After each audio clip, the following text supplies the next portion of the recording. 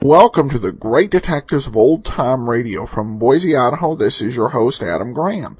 If you have a comment, email it to me, box13@greatdetectives.net. Follow us on Twitter at Radio Detectives, and give us a call, 208-991-4783. I do want to encourage you, if you have the Kindle or you've got some of the great Kindle reading apps, to pick up your copy of All I Needed to Know I Learned from Columbo, currently exclusively available for the Kindle. I encourage you to download that if you've got Amazon Prime. You can also borrow it for free as part of the Kindle Lending Library for a limited time only. So that the title is All I Needed to Know I Learned from Columbo. It's a fun book. We go ahead and we take a look at great detectives from a wide variety of different sources, including Nero Wolfe, Sherlock Holmes, Monk, Columbo, and Dan Holliday. So encourage you to check that out. All right, it's time for today's episode of Sherlock Holmes, and this one is called The Adventure of Shoscombe Old Place.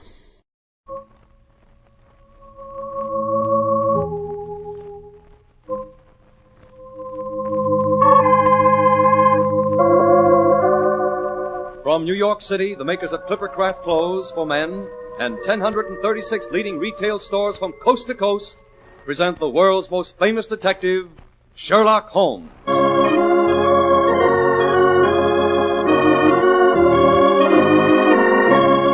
Tonight's story, The Adventure of Shoscombe Old Place.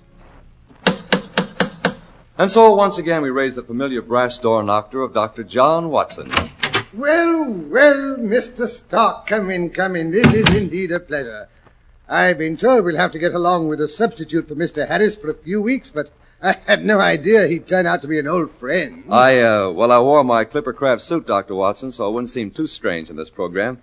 What's on the agenda for tonight? Well, it concerns the strange and slightly horrendous affair at Shoscombe Old Place, in which Holmes investigated the graves in an ancient burial crypt. Sounds promising. And unearthed the fact that certain bones had been disposed of in the furnace. Wow, my hair's beginning to stand up on end already. Yes. The adventure began placidly enough one rainy morning. Holmes and I had just finished an excellent breakfast in our rooms in Baker Street. I was gazing idly through the sporting columns, trying to decide what horse to back in the forthcoming derby. And Holmes? Holmes was pottering around with a low-piled microscope, doing some sort of an experiment.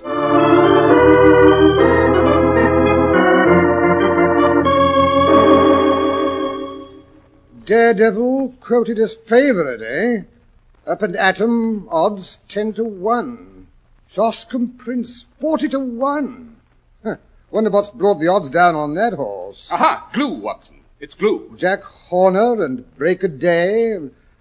What did you say, Holmes? I was merely telling you the phenomenal fact that the microscope showed that there's glue in this bit of dust. Glue? What difference does it make? Glue or paste or even sticking plaster? Can't you see I'm busy? Lucky lady, pride of Cornwall. The fact that there is glue in this dust is going to cost a man his life. And, I say, cost a man's life? Glue? Now you're interested, eh, Watson? Well, come over here and take a peek through this microscope. Well, it's nothing but a blur to me. Wait, let me adjust it. There. What do you see now? Some long, matted hairs. Those are infinitesimal fibers from a tweed cap, the criminal's tweed cap. The irregular grey masses are dust. These are epithelial scales on the left. Yes, but what are those shiny amber-colored crystals in the center? That is the glue. Yes, but how does a man's life depend on those? In the St. Pancras case, you may remember that a cap was found beside the dead policeman. The accused man denies it's his. The stuff under the microscope was taken from one of the seams of that cap and proves the man was lying. But how? The man is a picture frame maker who habitually handles glue. Well, that case is closed. I had a new client who was due to call at 10. He's late. By the way, Watson, you have some knowledge of horse racing, I believe. Well, I ought to. It's cost me about half my year's pension. Good. Then you can be my handy guide to the turf, as I believe you call your racing Bible. Well, what would you like to know? Does the name Sir Robert Norberton mean anything to you? Oh, rather. He lives at Shoscombe Old Place. Yes, the man himself. What's he like? Tall, muscular, has a devil of a temper. He once horsewhipped Sam Brewer, the Curzon Street moneylender on Newmarket Heath. Interesting. Does he often indulge in such pastimes? Well, he has the reputation of being a dangerous man, the most daredevil rider in Europe. See, he won the Grand National a few years back. One of those men who have missed their true generation. He would have been a buck in the days of the Regency.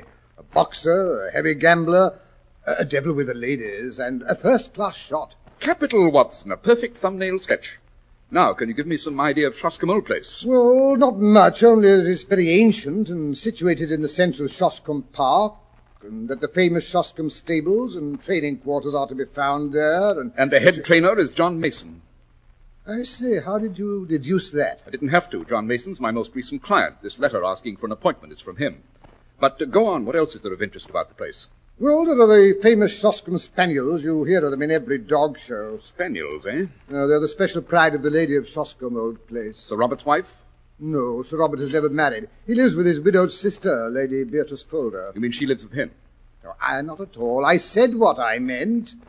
The place belonged to her late husband. Lady Beatrice has only a life interest. It reverts at her death to her husband's brother. Her husband's brother, eh? Meantime, she draws the rents every year. And Brother Robert spends them. Yes, that's about the size of it. They're always quarrelling, and yet I've heard they're devoted to each other.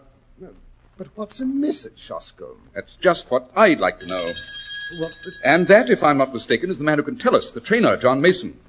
Yes, here he comes up the stairs. Come in, come in.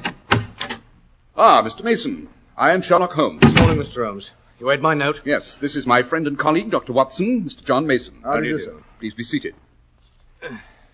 Now, Mr. Mason, what's the difficulty? Your note explained nothing. The matter's too delicate for me to put on paper. Much too complicated. I had to see you face to face. We are at your disposal. Mr. Holmes, I think my employer has gone mad. My dear Mr. Mason, this is Baker Street, not Harley Street. We do not pretend to be brain specialists. Well, gentlemen, when a man does one queer thing, or even two, but when everything he does is queer, well, I believe Shoscombe Prince and the Derby have turned his brain. Shoscombe Prince, that's the colt you're running, isn't it? Yes, sir. The best in England, if I do say so. I'll be plain with you, because I know you're a gentleman of honour, and it won't go beyond this room. Sir Robert has got to win the Derby. He's up to his neck in debts, and, well, it's his last chance. Everything he can raise or borrow is on that horse. If Prince fails him, he's done for. Sounds like rather a desperate gamble, but that doesn't necessarily mean the man's insane. Where does the madness come in? First of all, his looks, sir. His eyes are wild. I don't believe he sleeps at nights. He's down at the stables at all hours. Then, sir, there's his conduct to his sister, Lady Beatrice. She loved the horses as much as he did. Every day she'd drive down to see him, and above all, she loved Prince. He'd prick up his ears when he heard the wheels of a carriage on the gravel, and out he'd trot to get his lump of sugar. But that's all over now. She drives by every morning without so much as a good day to you. You think there's been a quarrel? Yes. A bitter, savage one it must have been. Why else would he give away a pet spaniel that she loved as if he were a child? To whom did he give it? To old Barnes, what keeps the Green Dragon, 3 miles away at Crendell. Curious, eh, Watson? Of course, with her weak heart and dropsy, you couldn't expect her to get about much with her brother. But Sir Robert spent 2 hours every evening in her room.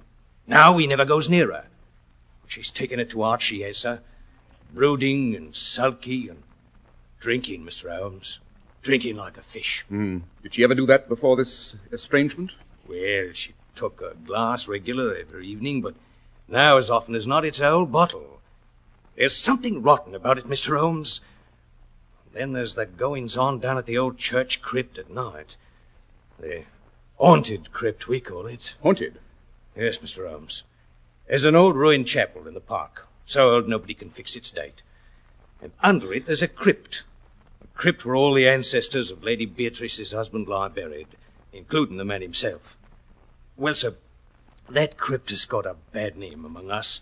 It's dark and damp enough by day with the weeds breaking through everywhere, but at night it's worse. Standing there in the moonlight, its broken arches gleaming like ghosts. There's not many in the countryside that have the nerve to go near it at night. But I gather you did, or there'd be no story. Yes, sir. Me and the butler Stevens.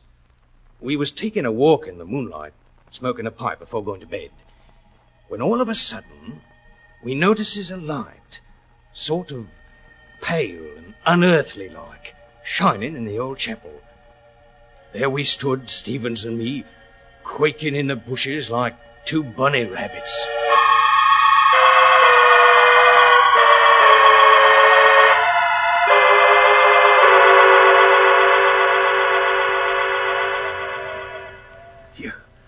You see that, Mason? It's a light in the old chapel. Someone's in there. Or something. I don't like the look of it. It isn't natural. What's going on in the chapel this time of night? We'd best go and find out. Oh, for heaven's sake, no. Maybe it's something evil. Some bad spirit set its light there to lure some poor fella to his death. Wait a bit. See that shadow moving against the far wall? It's a man's shadow, that is. Or a devil's. It looks more than life-size to me. Isn't that a tail he's switching around behind him? Nonsense. It's a piece of rope he's holding in his hand. Here. What's that? It's Pip, Lady Beatrice's spaniel. He's probably outside the old well house, howling at the moon. He was there all last night, howling to wake the dead. Don't say that. Maybe that's just what he's doing. Maybe that's what he's done. Waked all the corpses in the crypt and they're having a ghostly meeting. Rubbish, Stevens. You don't really believe in ghosts? Why, when you think about all this tomorrow morning, you'd be ashamed. But that's tomorrow morning. And tonight, standing here in the moonlight, well, I ain't so sure. Well, there's one way to find out. Come on, let's have a look at who's in that chapel. You're not going over there, Mason. I am that. You can stay here alone if you like. Stay here by myself. Well, then, go back to the house. What? And pass by that well house and that howling dog all alone? It's only Pip. No, I'm coming with you. At least there'll be two of us. Right, stout lad. Come along, then. Don't crackle the bushes any more than you can help. Confound that beast! Hello. Light's disappearing down the stairs into the crypt. See? There's no one in here in the chapel. Oh, then what's the good of us coming down? Look. There's a crack in the stone floor. Over there. Where the streak of light's coming through, see? We can get over to it without being heard. Maybe we can see what's going on down below. I wish I was safe in my bed. Now then. We'd best crawl along in our stomachs. Easy does it. All right. Here's the crack. By George, you're right. It's two men. That first one with the thin yellow face. I've never seen him before, I'd swear to that. But the big chap in the black cloak kneeling down, there's something familiar about him. If I could only see his face. Now he's standing up. By the Lord Harry, it's the master himself, Sir Robert. What's he up to down here in the dead of night? What's that he's got under his arm, so careful? Now he's holding it up to the light. It's a head. The head of a mummy.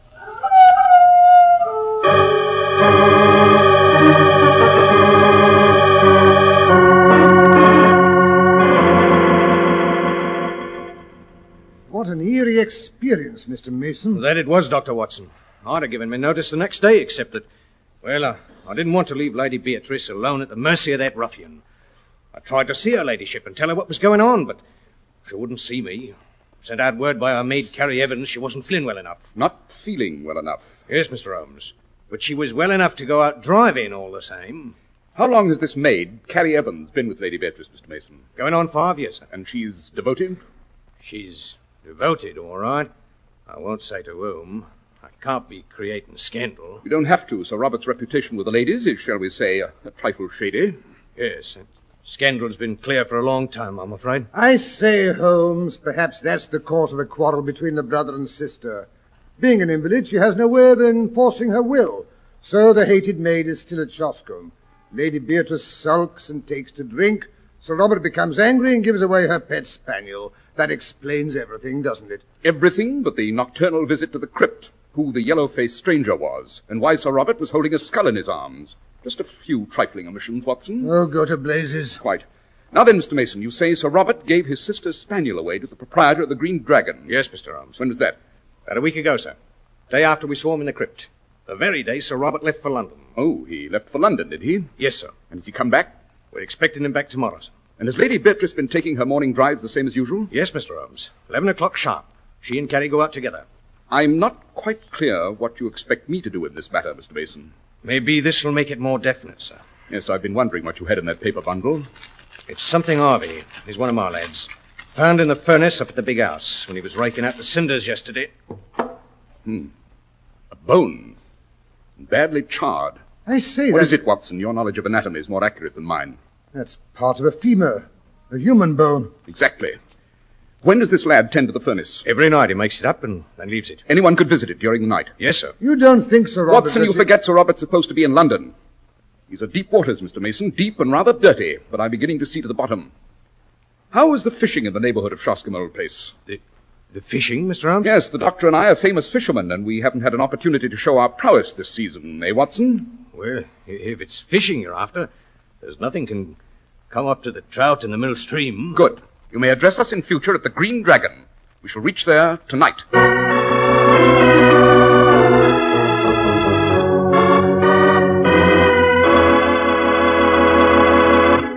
And now that you have Mr. Holmes started on your fishing expedition, Dr. Watson, may I step in to say a few words? Fair enough, Mr. Stark. Clipper craft clothes are not merely good-looking at the time you buy them, they stay good-looking. Part of the reason for this is hidden from your eyes. That's the painstaking tailoring, the hundreds of stitches inside.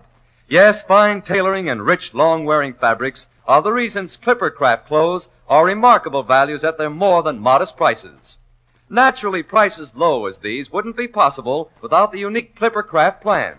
This plan concentrates the buying power of 1,036 great stores across the country, creating year-round economies in manufacturing and distribution costs.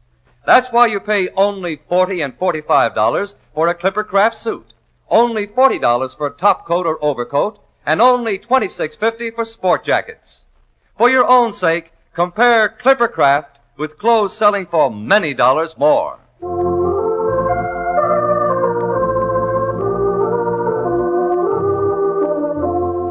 And now to return to our story, Dr. Watson. Well, suppose we pick up after Holmes and I had settled ourselves at the Green Dragon. Mid-morning found us tramping down the road leading towards Shoscombe Old Place, carrying rods and reels and all the rest of the trout fisherman's paraphernalia. Holmes also had a shaggy black spaniel in tow. Ah, splendid weather for fishing, eh, Watson? The trout should be fairly jumping at the hook. Yes, I shall have a good opportunity to try that new fly of mine. If that confounded dog doesn't scare the fish away. What in thunder made you bring that spaniel along? You mean Pip? Yes. Down, boy, down. I saw him tied up in the front hall of the inn. Mine host says that they have to keep him on a leash or he runs straight back to his old home. Easy, Pip, don't pull so, boy.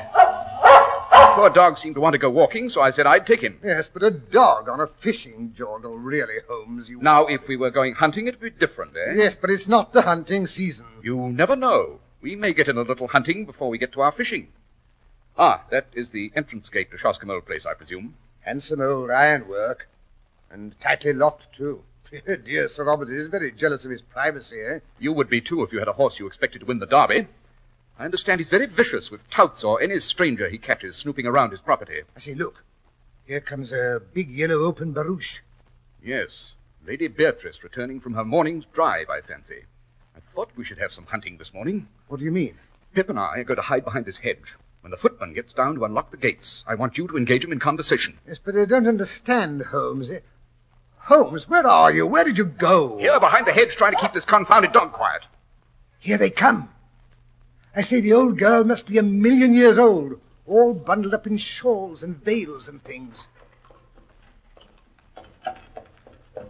That must be Carrie beside her, the one with the suspiciously blonde hair. They've stopped. The footman's getting down off the box. The gates are swinging open. After him, Watson, after him. Hello there. I say, my good man, can you tell me how to get to the mill stream? Now then, Pip, out you go, old boy. It's your mistress. After her, boy, after her. There he goes. He leaps into the carriage onto his mistress's lap. By Jove, he's snarling. He's trying to bite the woman. Get that confounded dog out of here! Drive on! Drive on!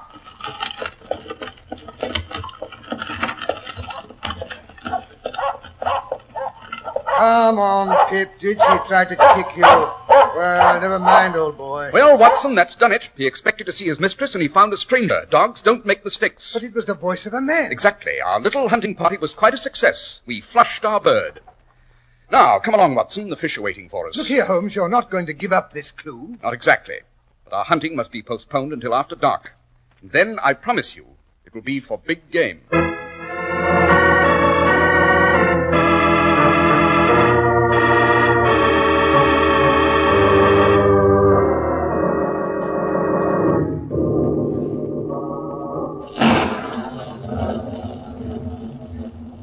Here, Holmes, that storm is going to break any minute now. Hadn't we better get back to the inn? Oh, rubbish. We can reach the chapel before we get too wet. Yes, but how do we get home again? By running, I suspect. We may get wet. I told the landlord to have some of the trout we caught this afternoon, and a Stilton cheese, salad, and a hot toddy waiting for us. Oh, then let's get back now. I said we wouldn't be back before 10:30, but if we weren't back by then, to rout out the local police. You think it's as bad as all that? I don't know. It all depends on what we find in that crypt. There, that must be the chapel up ahead. I saw it in the last flash of lightning. Here comes the rain. Run, Watson, run! I say, don't go so fast. Good Lord, it's as black as the inside of my pocket. I've lost the chapel. No, there it is. Over here, Watson, over here. There's an entrance. Right. Oh, great thunder. I'm soaked to the skin. It's coming down in torrents. Here, this must be the stairs leading down to the crypt. I say, Holmes, you have eyes like a cat. I can't see a blasted thing. Take my hand. Easy now, easy. Don't fall and break your neck. There. Now you can light the lantern. As if I can find a match that's dry enough to light. They all feel like spaghetti.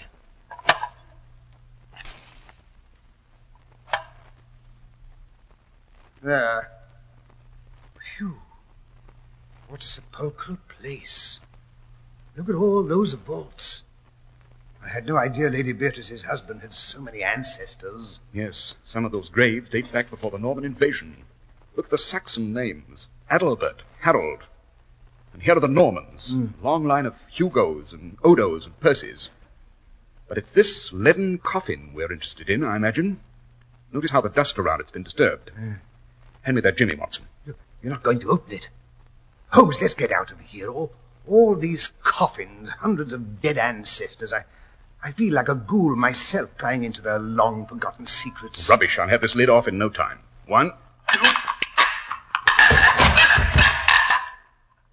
Stand back! What the... Keep away from that coffin. Keep back, I say, or I'll blow you to bits. Well, if it isn't Sir Robert Norberton himself. This is a surprise. Allow me to present myself. I am... Sherlock Holmes, you don't have to tell me. I heard how you tried to frighten my sister this morning. Now, clear out. Your sister? Yes, my sister. Now, what is your motive? What are you doing here? Answer me, do you hear? I, too, have some questions to ask, Sir Robert. What have you done with your sister? My sister? My sister is home in bed, of course. If your sister's home in bed, would you mind telling me whose body is inside this coffin? Throw back the lid, Watson. There, Sir Robert. Is that the body of your sister, or isn't it? It is. But you're not the official police. What business is it of yours, anyway? My business is that of every good citizen, to uphold the law. What? You mean you'll hand me over to the police? Good Lord, this is terrible. I know appearances are against me, but I couldn't do anything else.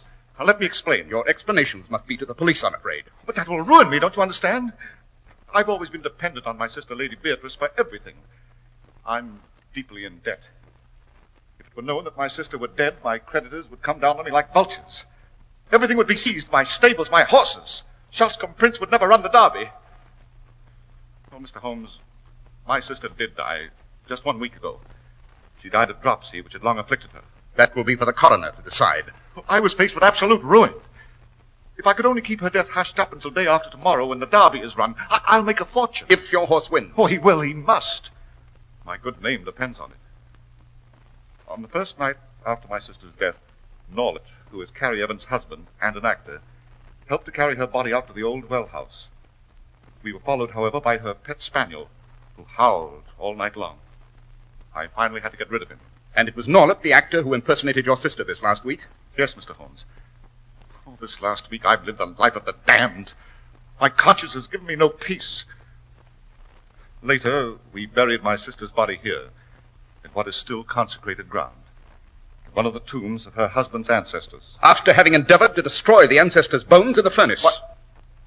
I don't know how you know that, but it's true. And now it's for nothing. All for nothing.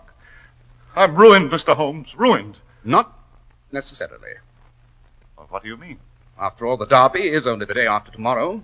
Of course, we must lay the case before the local authorities, but I still have a little influence here and there. Would you? Would you use it? It's not altogether impossible.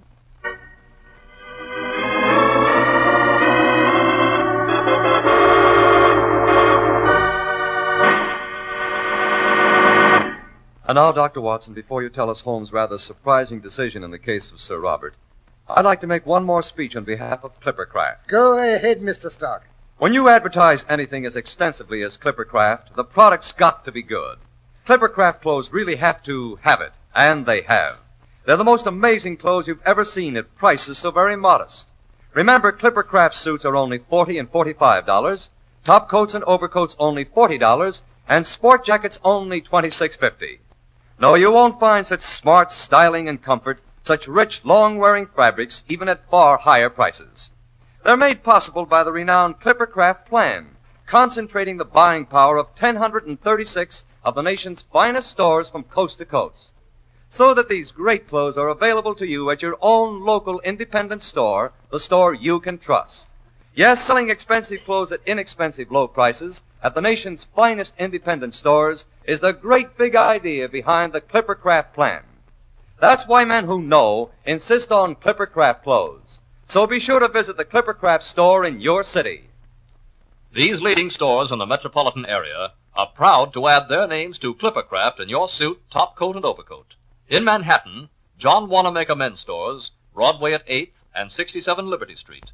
Saks 34th, Broadway at 34th. In Brooklyn, Abraham and Straus. In Newark, New Jersey, Boulevard Men's Shop, Kresge Newark. And in Jamaica, the B&B Clothes Shop, 16408 Jamaica Avenue.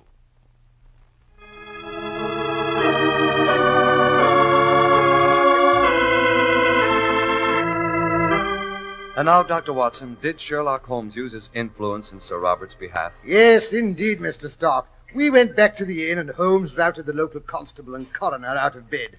They discussed matters over the trout and coffee and cheese. Luckily, our catch had been a fairly big one.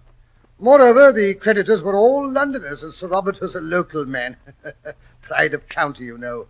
And besides, the constable and the coroner had both placed bets on Shoscombe Prince, and they wanted to see him win. And did he? He did, and netted his owner £80,000. Sir Robert paid his debts and bought a small place in the neighbourhood of Shoscombe, where he threatens to end his days in an honoured old age. He and Holmes have become great friends. Holmes often visits him when he wants a bit of trout fishing. Well, all this talk of trout and salad and cheese has given me the most tremendous appetite. I had hoped it would. I've a special treat in store for you tonight. Just ring the bell, will you? I received 2 of the most beautiful trout from Sir Robert just this morning. I imagine my housekeeper has them in the pan by now. Frying in butter with lemons sprinkled on the top. And a fresh green salad and a Stilton cheese. But look here, isn't it a bit out of season for trout? Nothing is out of season these days, Mr. Stark.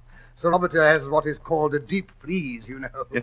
Yes, I know, but what have you in mind to tell us next week, Dr. Watson? Well, next week, Mr. Stark, I think I'll tell you of the vicious robberies and bludgeonings that occurred in Boston Yard.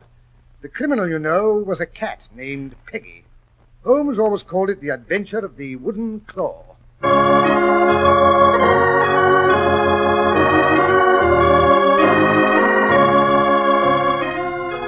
The makers of Clippercraft clothes and 1,036 leading stores from coast to coast have brought you another in the new series of broadcasts featuring the world's most famous detective, Sherlock Holmes.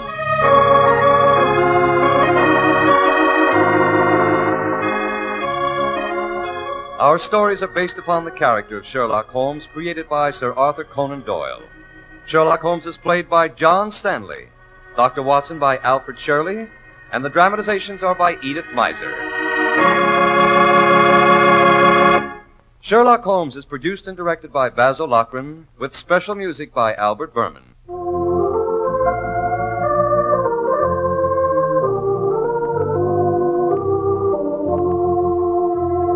If you don't know your Clippercraft dealer, write Clippercraft, 200 Fifth Avenue, New York City.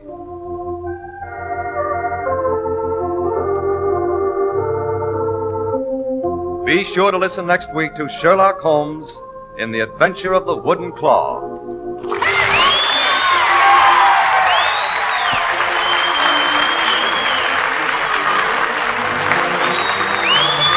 Charles Starr speaking for Clippercraft Clothes. This is the world's largest network, serving more than 450 radio stations. The Mutual Broadcasting System.